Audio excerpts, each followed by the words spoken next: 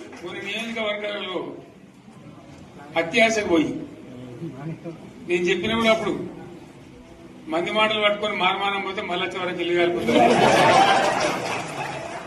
వీళ్ళని నమ్మితే అమాంతం మింగుతారు, మోసపోతాం.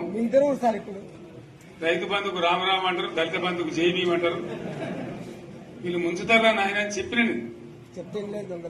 ఆయన వాడు తులం బంగారం ఇస్తా, నీకు ఏంటి నీకు బంగారం వడ్డానం పెడతాను కానీ ఆయన నమ్మి ఏమో మీ సంగతితో చూద్దామని ఆయనతో వేశారు. వేసింది ఇరుకపోయారు, బాయిలో పడ్డారు, అయిపోయి ఉన్నాయి అన్ని పీకే. మళ్ళీ మొదటికి వచ్చానా కైలాస వాడలో పెద్ద పంపించినట్టు అయింది మళ్ళీ.